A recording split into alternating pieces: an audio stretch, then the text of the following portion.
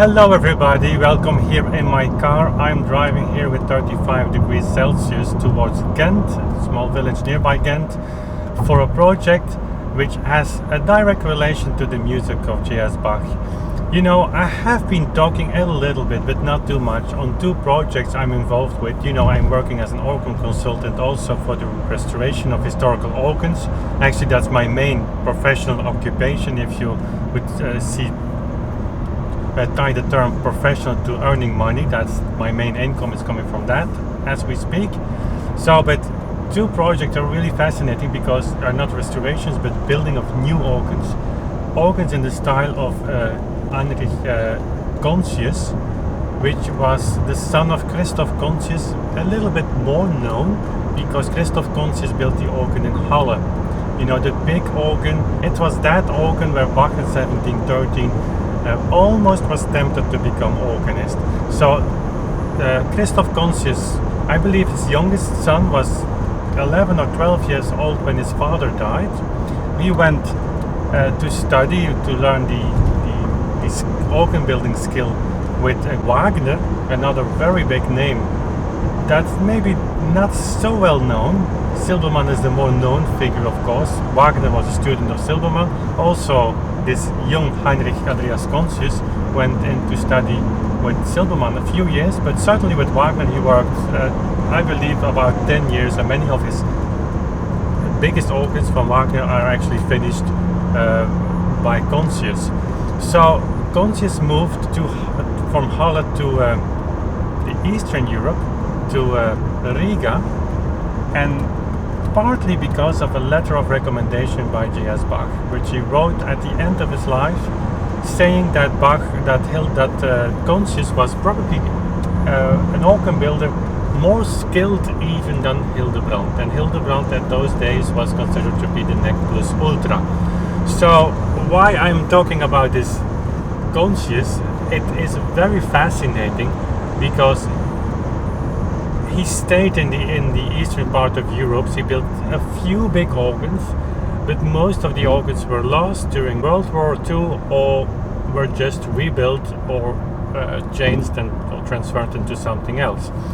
So only two organs or remainders of organs are still with us today.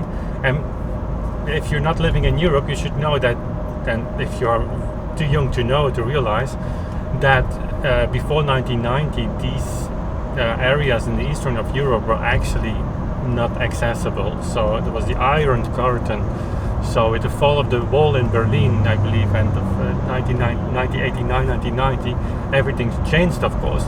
Very slowly this project developed, and it turned out that from the two organs remaining, actually only one contained some organ pipes. But very fascinating, the one in Liepaja, which will be copied in Leuven, is practically complete.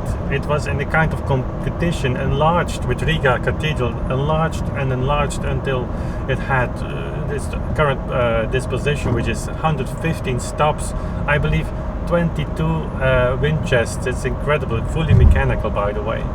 But in order to become the biggest organ, they didn't throw away old organ pipes, and so I think 70% of what Contius built in 1769 to 76, something like that, is still there. So that's being copied in Leuven, including the organ case, which is not Contius. It was a very mysterious story. It was an organ finished only 15 years before, so we actually don't know what happened, but it's full Contius what's in that organ, very much like Wagner.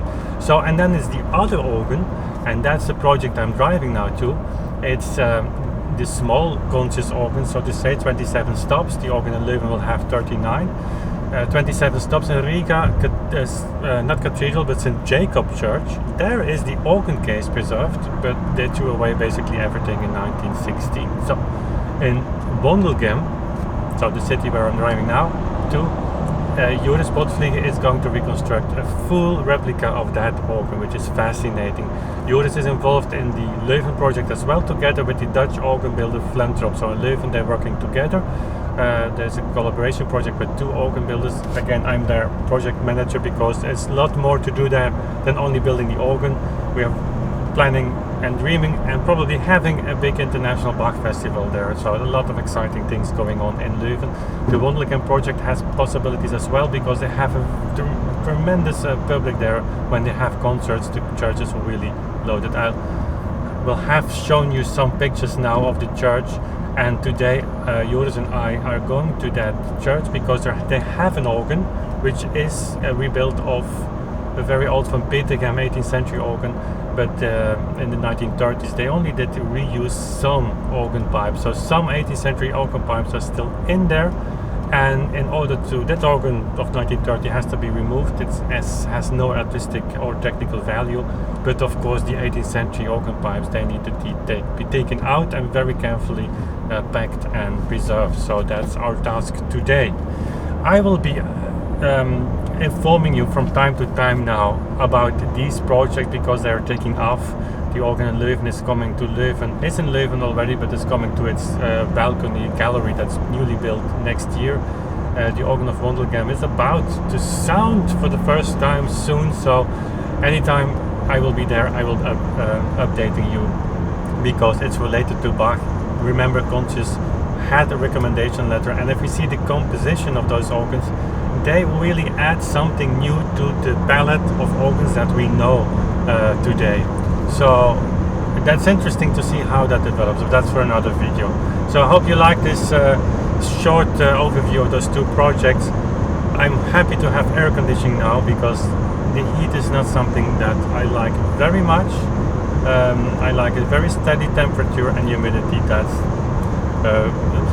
what I would sign for, but today many people are happy. It's really sunny here, and so I'm driving in air conditioning, luckily. I don't know why I'm saying this, but anyway, thanks for watching. If this is your first time, hit that subscribe button and the bell icon so you stay on top of everything we do. Next month will be Bach, Bach, Bach and Bach. Okay, see you then. Bye.